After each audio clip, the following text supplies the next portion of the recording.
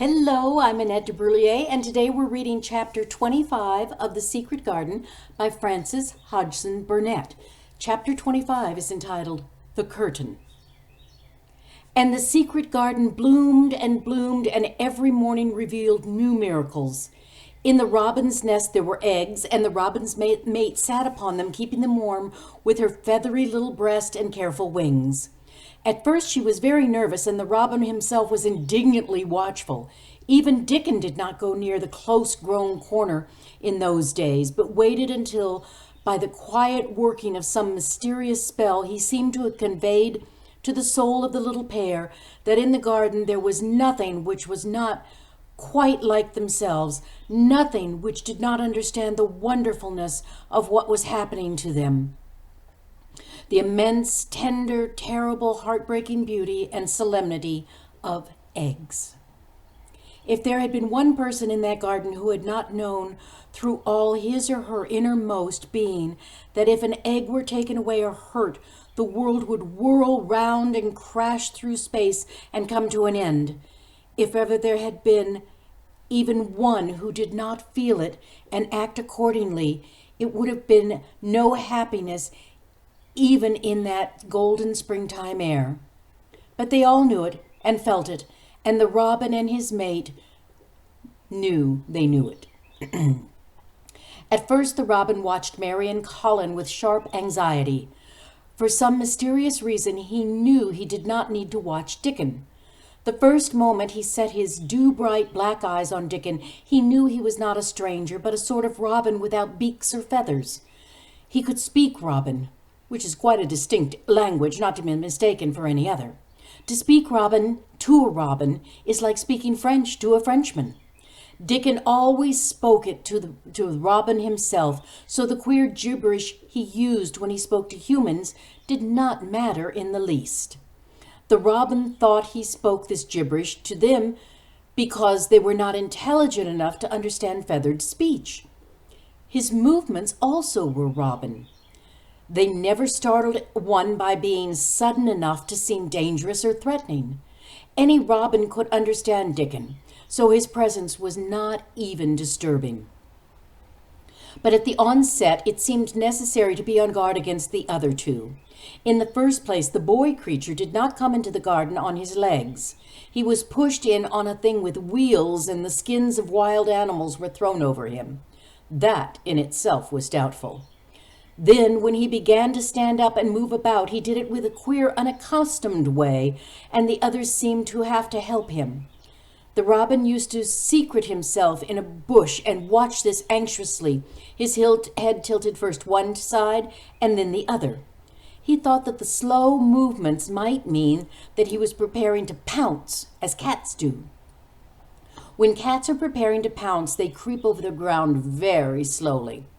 The robin talked this over with his mate a great deal for a few days but after he decided not to speak of the subject because his terror was so great that he was afraid it might be injurious to the eggs.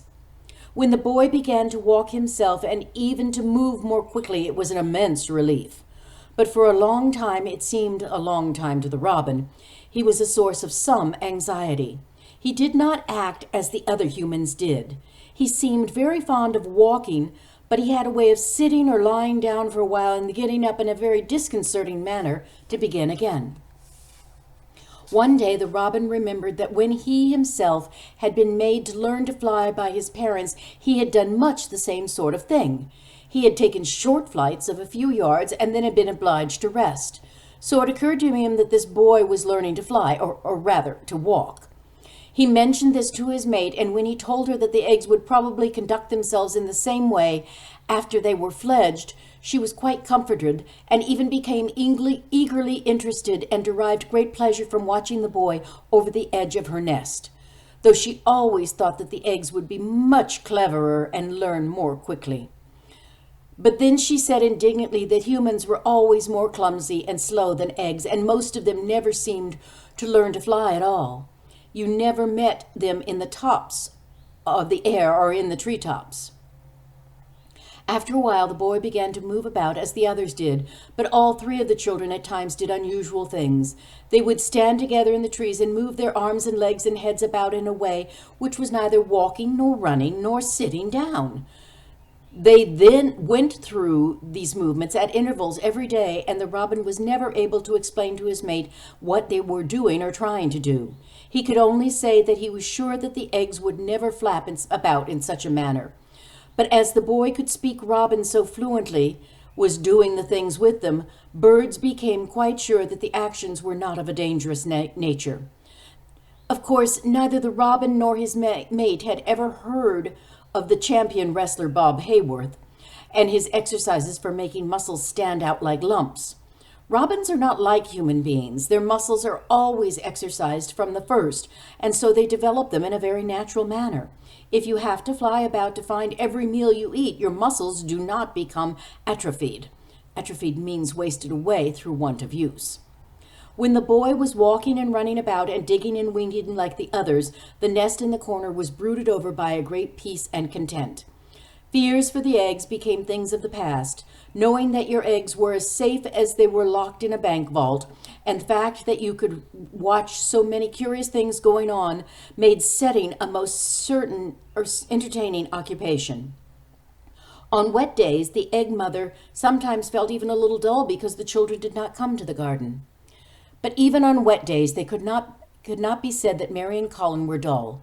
One morning, when the rain was streaming down unceasingly, Colin began to feel a little restive, and was obliged to remain on his sofa because it was not safe to get up and walk about. Mary had an inspiration. "Now that I'm a real boy," Colin had said, "my legs and arms or body are so full of magic I can't keep them still. They want to be doing things all the time. Do you know, when I awaken in the morning, Mary, it's quite early, and the birds are just shouting outside, and everything seems just shouting for joy. Even the trees and the things we can't really even hear. I feel as if I must jump out of bed and shout myself. If I did it, just what do you think would happen?" Mary giggled inordinately. "The nurse would come running, and Mrs. Medlock would come running, and they would be sure you had gone crazy, and they'd send for the doctor," she said. Colin giggled himself. He could see how they would all look, how horrified by his outbreak, and how amazed to see him standing straight. "I wish my father would come home," he said. "I want to tell him myself. I'm always thinking about it, but we couldn't go on like this much longer. I can't stand lying still and pretending. And besides, I do look different. I wish it wasn't raining today." It was then Mistress Mary had her inspiration. "Colin," she began mysteriously, "do you know how many rooms there are in this house?" "About 1,000, I suppose," he answered. "There's about 100 no one ever goes into," said Mary. "And one rainy day, I went and I looked into every one, so many of them. No one ever knew, though Mrs. Medlock nearly found me. I lost my way when I was coming back, and I stopped at the end of your corridor. That was the second time I heard you crying." Colin sat up on his sofa. 100 rooms nobody goes into," he said. "It sounds almost like a secret garden. Suppose we go and look at them. You could wheel me in my chair and nobody would know where we went." "That's what I was thinking," said Mary. "No one would dare follow us. There are galleries where you could run. We could do our exercises. There's a little Indian room where it is full of ivory elephants. There are all sorts of rooms." "Ring the bell," said Colin. When the nurse came in, he gave her his orders. "I want my chair," he said. "Miss Mary and I are going to look at the part of the house which is not used. John can push me as far as the picture gallery because there are some stairs. Then he must go away and leave us alone until I send for him." Rainy days lost their terrors that morning. When the footman came, wheeled the chair into the picture gallery, and left the two in obedience to order, Colin and Mary looked at each other delighted. As soon as Mary had made sure that John was really on his way back to his own quarters below stairs, Colin got out of his chair. "I'm going to run from one end of the gallery to the other," he said, "and then I'm going to jump, and then we will do Bob Hayworth's exercises." And they did all these things and many others. They looked at portraits and found the plain little girl dressed in green brocade, holding the parrot on her finger. "All these," said Colin, "must be my relatives. They lived a long time ago.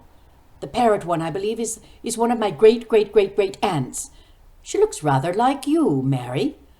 Not as you look now, but as you looked when you came here. Now you are a great deal fatter and better looking." "So are you," said Mary, and they both laughed. They went to the Indian room and amused themselves with the ivory elephants.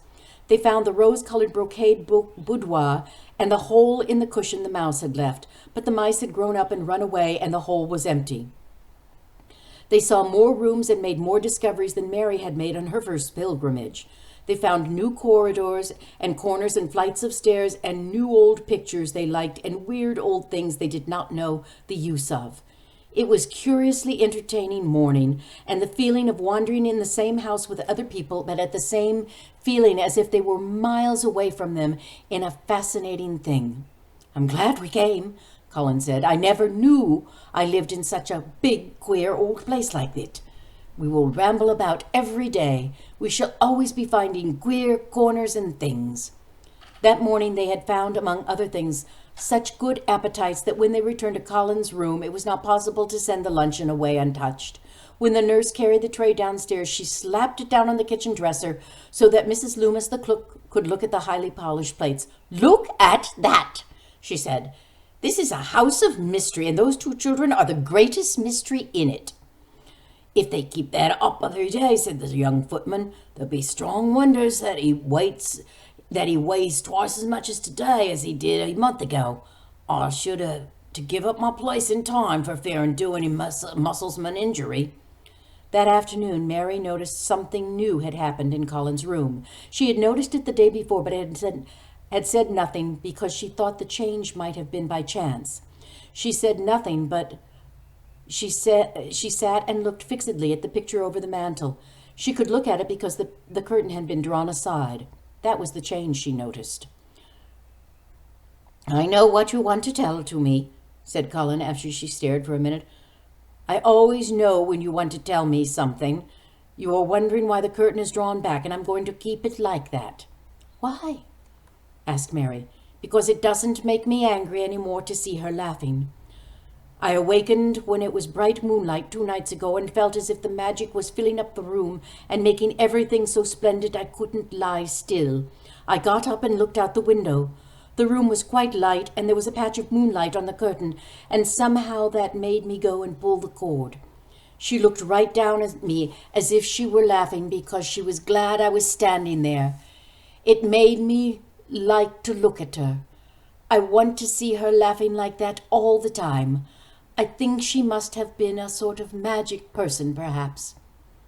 "You are so like her now," said Mary, "that sometimes I think perhaps you are the ghost made into a boy." The idea seemed to impress Colin. He thought it over and then answered her slowly. "If I were the ghost, my father would be fond of me." "Do you want him to be fond of you?" inquired Mary. "I used to hate it because he was not fond of me. If he grew fond of me, I think I should tell him about the magic. It might make him more cheerful." And that is the end of chapter 25.